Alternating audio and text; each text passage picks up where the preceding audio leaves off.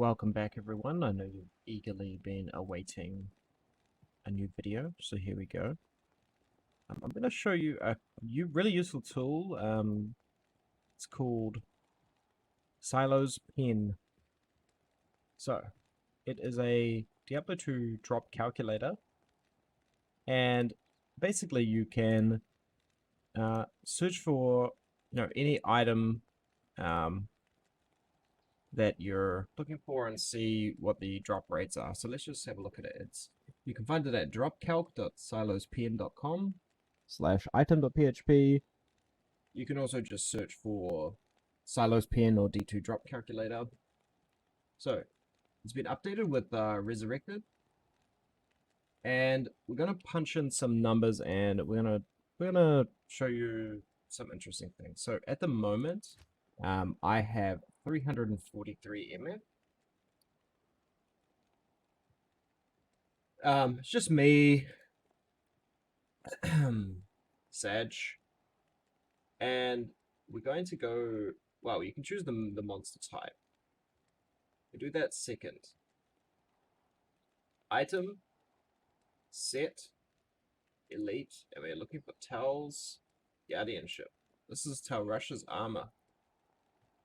So we can do the probability. We can sort by probability. We can sort by the area. For regular monsters, the Yetis and the Drifter Cavern have the highest chance, tied with, I think, about 50 different monsters, and it's actually quite interesting. As you see, like there's some level 5, there's Act 5, Act 4, Act 2. You know, it varies. The beetles have a 1 in 510,000 chance to drop Rush's armor, which is quite interesting. Maybe you want to go to the maggot lair and just kill beetles. You only need to kill 510,000 of them.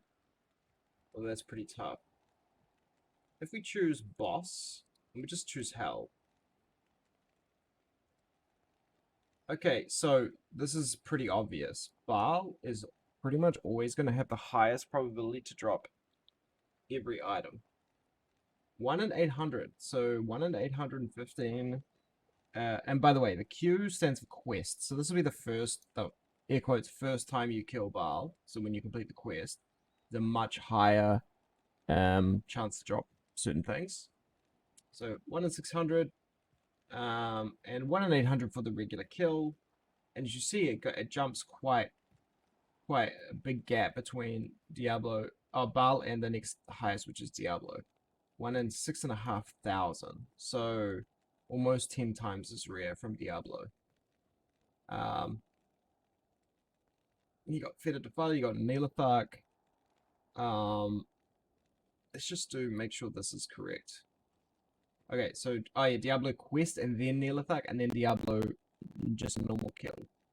Now, Neelithark is if you're geared correctly or you've got the balls, Neelithark is a pretty good run to do.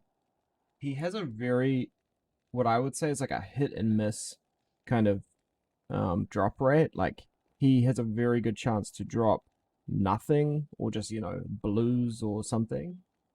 But every now and then you'll get something very good from him. And yeah, these odds are not fantastic. So let's try super uniques. Where are we? Super unique. Make sure we have the probability sorted correctly. So as we see, the best is Neelithark for the super uniques. The next best is Frozenstein, which is the Anya quest boss. Then is Pindleskin, Snapchip, then Thresh, and then Sharptooth, and then Dakfarin. Interestingly, Pindle, Thresh, Dak, and Frozenstein are like relatively close together. Batuk, don't want to fight Batuk, don't want to fight these guys. Kalenzo, I don't want to have look. This is actually another interesting stat. Like the Baal minions 1 in 30,000 each, but you're gonna fight them 5 of them each time. You know, through the waves and then kill Baal. I would say that your best chances of getting Tal Rushes would be in a group doing Baal runs. I mean, I think that's pretty obvious to most people. But as you see, Rosenstein, Pindle, Thresh, and Dak, roughly 6,000 runs, and there's 4 of them. So maybe it's gonna take you like 2,000 runs. I'm telling you, 20 runs is probably gonna take you like an hour. So we're talking 10, 100 hours of farming those 4. And if you add in Eldritch, which is 1 in 65,000, which is obviously clearly shit, and Shink, pretty easy to add those 2 on. We could have a nice little Act 5 super unique run. The only thing I would like to add is Neelathak, but it's a really it's not a fun route to go through. So for me, I'm personally going to ignore this. Also, if I was a Cold Sork, I'd be more likely to do Neelathak because you're able to, let's say you don't have like Nature's Peace or something with Slay Monsters Rest in Peace. And if you don't know about that, basically Neelathak has a really overpowered corpse explosion.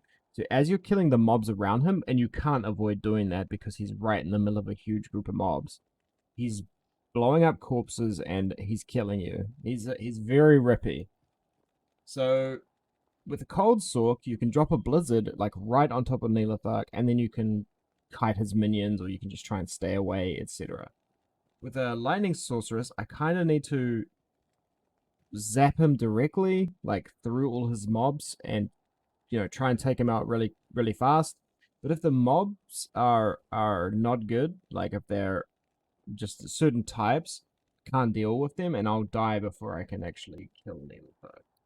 So until I get Nature's Peace Ring, which helps you with it prevents the corpse explosion, I'm going to ignore him. So what we're going to do, Frozen Yeti, Pindle, Thresh, Dak Farron, and the hardest one of these is Frozenstein. The reason is that if you're I'm undergeared, I'm underleveled, I've really low resistances, I'm basically just YOLO MFing. Frozenstein, like going through the frozen river, it can be very, very rippy. So let's say I do 100 Frozenstein runs, I might be killing him only 80 or 90 times. I'll be dying sometimes or exiting sometimes. But the rest of them, they're easy. So I'm going to show you in the game what the route's going to look like. And we are going to basically just do a quick overview of it. Now, in my previous videos, I've shown you the trick for really quickly grabbing antidotes or healing potions. You can do the same thing. Or I think you could just chug like 5 or so, and then you'd be good. Like, we don't need too much. Antidote I'm not really worried about. I am worried about taking some cold damage, so there's that.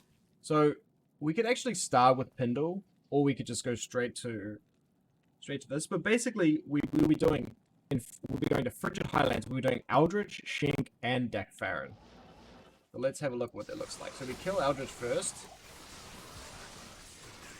And one thing that you'll notice is he dropped 2 rares. I'm just going to show you something that is, it's very curious. But he's dropped 2 rares, right? Okay, so let's go and kill Shink, which is right here. So he's very, very close, which is nice. He's lightning enchanter, so we're going to ignore him. And what we do is we TP all this way until we get sort of a bottleneck on the right-hand side. Like this. Like this. But we're going to keep going. And Dak Farron's right here. So as you see, he's very close. Oh, notice he dropped 2 rares. Curious. He dropped 2 rares. So let's continue. I'm just gonna see what these are. Oh, awesome. Very cool items. Okay. So next we're going to do Pendle. We're gonna do this in order of difficulty. Come down here to the portal. Oh, he dropped a rare and a unique. Okay, we got a unique, guys. War Spear. The Impaler. Now, quick thing to note is that if you kill Neelithag, the red portal doesn't close. It's a thing that used to happen. It means you can't do the Pendle runs anymore. Well, not efficiently. But these days it does not close the portal. Next thing we do is Crystalline Pass. Oh, sorry, Ariat Plateau. Now, we're gonna find Thresh. So I recommend going to the right, and if there's no wall, keep going. But if there's a wall, turn left. There's only 2 directions that you can go, and he's right at the entrance to the passage. This is him here. He's very, very weak, most of the time. Yeah, so we just kill him. Hey, he dropped 2 rares. That's very interesting. 2 rares. Okay, now you can just go straight to the Crystalline Passage, and in which case you would go just straight ahead from the entrance. Or, as I prefer to do, because it's usually a bit faster, is to go to the waypoint and go right. So if this is forward, so you see the block on the minimap is facing this way, so that's forward, we want to go right. And it's usually like the first passage on the right. There are 3 exit blocks on this map, so usually there's not too many convoluted turns because you have to have enough room to have those exits there. Now, I'd recommend looking at map layouts for this, and I think there's 3 layouts from what I've recognized. I've never really run this before, but typically what happens is in this layout, the map will go up like this. It can turn, and there'll be like a little sort of supply area where there's some weapon racks and a pod, and then there's a long wall which you can at some points jump over, and if you can get over that wall, then Frozenstein is just a little bit up ahead. But one thing you want to be doing is you want to always be moving in here, because if you get stun locked, and this is the wall I was talking about right here, if we can jump over there, that's Frozenstein. So this is a really, like, if you get that layout, it can be very, very nice. So, oh, he dropped 2 blues and a rare. Very unusual, Frozenstein. So, that is the... Jesus Christ, look how much damage I take from these silly things. Just so you know, Frozenstein is cold immune.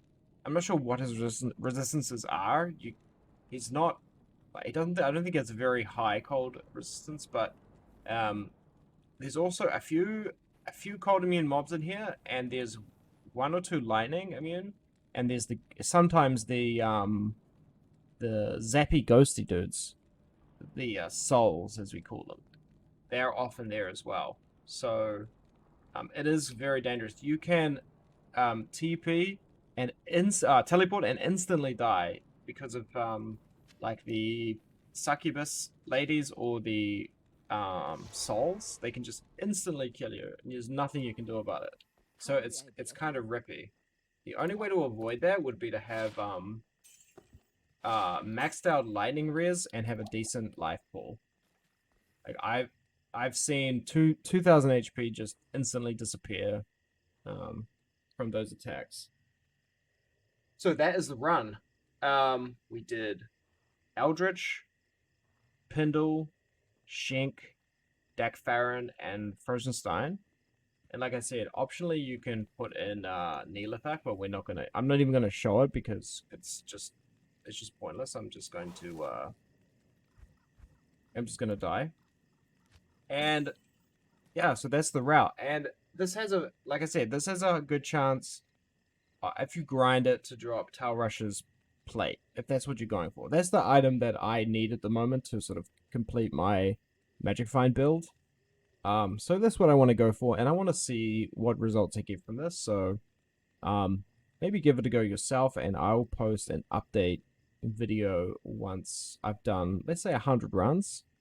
It should take me, I want to say, like 10 hours total. I obviously won't do that in one sitting. I'll do it over a few days, and I will make a results video.